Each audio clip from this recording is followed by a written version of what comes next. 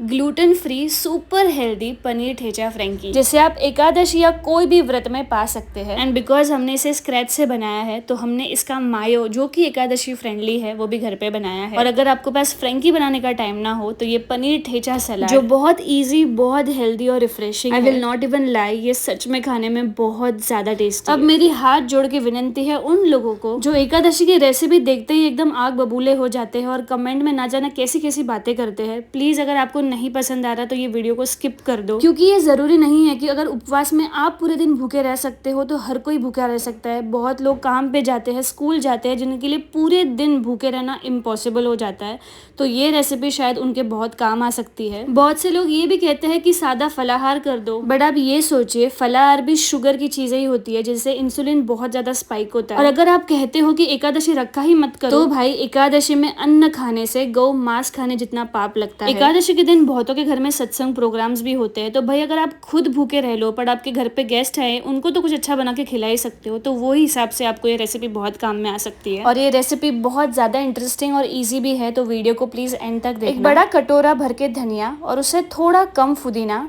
और साथ ही साथ बिना नमक वाला रोस्टेड मूंगफली, मतलब भुना हुआ मूंगफली ले लेना है। 1 इंच जितना अदरक का टुकड़ा, 4 से 5 तीखी हरी मिर्च आप इसमें डाल सकते हैं, और भुना हुआ जीरा का पाउडर 2 टीस्पून डालना है, और सेंधा नमक जो कि व्रत का नमक होता है वो इसमें डालना है। और खास बात, नींबू पूरा एक इसमें निचोड़ दीजिए, इससे बहुत बढ़िया स्वाद आता है। अब एक इम्पॉर्टेंट बात, 1 बूंद भी मैंने इसके अंदर पानी का नहीं डाला, जो नींबू का पानी था ना बस उतना ही, इसके अलावा मैंने कोई भी पानी इसमें नहीं डाला। अब कभी है ना बिना पानी के है ना जल्दी से अच्छे से ग्राइंड नहीं होती चीजें, तो आप है ना उसको थोड़ा अल्टी पल्टी करके 1-2 बारी में इसको पल्स मोड पे चलाते हुए पीसिए। ये बहुत ही आसानी से पिस के एकदम दरदरा सी रेडी हो जाती है। और पल्स मोड पे इसको चलाते हुए बार बार देखते रहना जरूरी है, वरना ये काफी पेस्ट जैसा हो जाएगा। तो पहला तो एकदम पल्स मोड पे चलाना है, और दूसरा इसको थोड़ा ऊपर नीचे स्पैचुला से करते रहो पिसते वक्त, तो ये परफेक्ट दरदरे टेक्सचर में बनके रेडी हो जाता है। अब यहाँ पे मैंने काव मिल्क का अहिंसा पनीर ले लिया है, जिससे आप बहुत आसानी से घर पे भी बना सकते हैं। खाने में एकदम सॉफ्ट और मेल्टिंग लगता है। अब जो ठेचा हमने बना के रेडी कर दिया था, इसे है ना हम सारे पनीर के ऊपर बहुत अच्छे से सारी साइड से कोट कर लेंगे। बहुत ज्यादा मोटा पीसने से ठेचा अच्छे से लगता नहीं है, और बहुत ज्यादा पतला हो जाने से ठेचा वाला फील नहीं आता। तो हल्का दरदरा और जो ड्राई फील जो है ना वो परफेक्ट है पनीर को कोट करने के लिए। इसी तरह से मैंने हर पनीर के ऊपर इसको कोट कर दिया। अब सदियों से लोग साबूदाने की खिचड़ी या वड़े बनाते आते हैं, उसमें धनिया यूज किया जाता है, हरी मिर्च यूज की जाती है, जीरा पाउडर यूज किया जाता है, बस वो सारी चीजें मैंने इसमें यूज की है, जो कि एकादशी फ्रेंडली है, तो आप बिल्कुल मत घबराइएगा।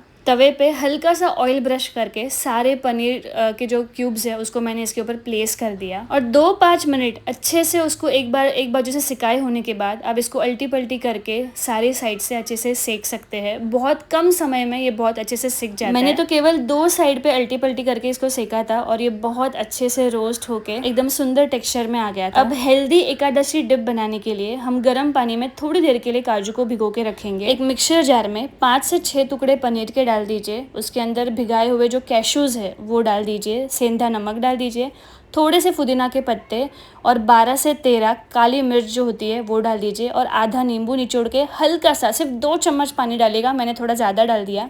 इसको पीस के रेडी करेंगे तो आपका हेल्दी मायो डिप बन के रेडी हो जाता है। ये बहुत ही रिफ्रेशिंग और बहुत ही फ्लेवरफुल होता है। इस पर थोड़ी सी और फ्रेश कूटी हुई काली मिर्च आप डालोगे तो इसका फ्लेवर और भी ज़्यादा एनहेंस हो जाएगा। ऐसे डिप्स तो आप बच्चों को हेल्दी वाले रोटी के साथ लगा के नॉर्मली भी दे सकते हो। अब यहाँ पे है ना ये वाली चीज़ मुझे बहुत मज़ेदार लगती है। मैंने आजकल कोई नया जुगाड़ अनलॉक कर लिया है। ये जो वेफर वाली जिगजैग साइड होती है ना, इससे मैं हल्के हाथों से गाजर को ग्रेट करती हूँ, और बहुत ही फाइन लंबे लंबे यूनिफॉर्म साइज के गाजर जो है ग्रेट होके रेडी हो जाते हैं। और उसी के अपोजिट में जो प्लेन वेफर्स करने की साइड होती है ना, उधर से मैं कैबेज को अच्छे से स्लाइस कर लेती हूं। अब इन दोनों को हम साइड में रख देंगे। चलो मैं आपको मिलवाती हूँ बहुत ही शुद्ध एकादशी फ्रेंडली राधा माधव के एक प्रोडक्ट, जो उनके और भी सैकड़ों अन्य एकादशी प्रोडक्ट में से एक है। इनके सारे एकादशी के प्रोडक्ट इस्कॉन जीबीसी द्वारा रिकॉग्नाइज्ड है। इन प्रोडक्ट के फाउंडर और ओनर जो है इस्कॉन के बहुत ही जाने माने दीक्षित भक्त है, जो वृंदावन में वास करते हैं। वहाँ के अनेक संप्रदाय के साधु संत या फिर प्रभुपाद के डिसाइपल्स को सेवा देने के लिए हमेशा तत्पर रहते हैं। उसी सेवा भाव के चलते उन्होंने अपने हर एकादशी प्रोडक्ट को एकदम रिजनेबल रेट पे रखा हुआ है। जो ग्लूटेन फ्री प्रोडक्ट ज्यादा खाना पसंद करता है वो आम दिनों में भी इस प्रोडक्ट का लाभ ले सकता है। है और एकादशी और व्रत के लिए तो ये सबसे प्योर एंड ट्रस्टेड ब्रांड है। इनके अनेकों एकादशी प्रोडक्ट की जानकारी के लिए आप दिए हुए इस नंबर पे कांटेक्ट करें। इस नंबर पे आपको वो प्रोडक्ट की जानकारी से लेकर प्रोडक्ट को डिलीवर करने तक की पूरी सहायता करेंगे। तो इस नंबर का आप स्क्रीनशॉट ले लीजिए। अब मैंने इसमें सेंधा नमक और पानी डालते हुए अच्छे से इसका डो फॉर्म कर लिया। अब ऑफकोर्स ये व्रत वाला आटा है और ग्लूटेन फ्री है, तो इसको बेलते वक्त थोड़ा सा हल्का हाथ रखना पड़ेगा। राजगिरा, सिंगाड़ा,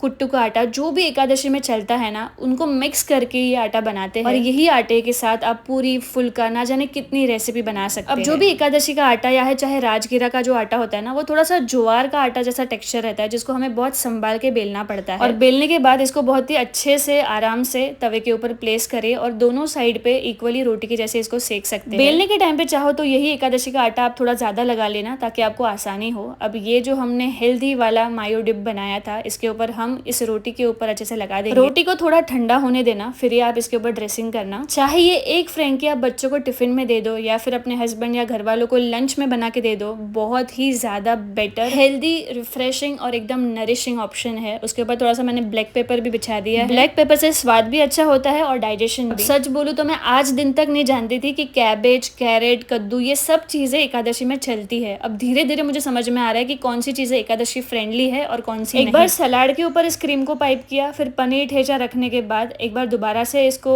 क्रीम को मैंने पाइप किया। इससे है ना आपको हर लेयर पे एक इक्वल अच्छा स्वाद मिलता है और जो फ्रेंकी है वो फीकी फीकी नहीं लगती। और ये फ्रेंकी भोग लगा के एकदम रेडी टू ईट है। इसको कोई गर्म करने की या वापस से ओवन में या तवे पे फ्राई करने की, रोस्ट करने की जरूरत नहीं है। आप ऐसे ही इसको एंजॉय कर सकते हो। अब ये रहा दूसरा ऑप्शन, जिन माताओं और प्रभुओं के पास फ्रेंकी बनाने जितना टाइम नहीं है, ये सुपर डुपर हेल्दी ऑप्शन है और बहुत ही लाइट है और बहुत ही रिफ्रेशिंग है। आप अपने मन का कोई भी सलाद नीचे बिछा दो, चाहे कैरेट हो, कैबेज हो, टमाटर हो, कोई भी, उसके ऊपर आप ये पनीर ठेचा को क्रीम लगाने के बाद प्लेस करें और दोबारा से उसके ऊपर ये जो हेल्दी मायो है वो लगा दे। उसके ऊपर और थोड़े सलाद से गार्निश करें। ऊपर से थोड़ा सा ब्लैक पेपर इस पे स्प्रिंकल करना बिल्कुल मत भूलना। तो ये एकदम बेस्ट है जिनको लाइट, हेल्दी और एकदम रिफ्रेशिंग खाना है, बड़े चाहे छोटे हो, बहुत अच्छा लगता है। हाँ, तो मैं ये कह रही थी, आजकल मैं कुछ भी बनाती हूँ ना एकादशी का, मैं सच में 10 वैष्णव से पूछती हूँ कि भाई ये चीजें अलाउड है या नहीं, बिकॉज मैं नहीं चाहती कि मेरी कोई भी गलती से ऑडियंस का व्रत टूटे। फिर भी अनजाने में मुझसे कोई भी भूल हो जाए तो आप कमेंट सेक्शन में बेशक मुझे बताइए। Thank you for watching. Radhe Radhe.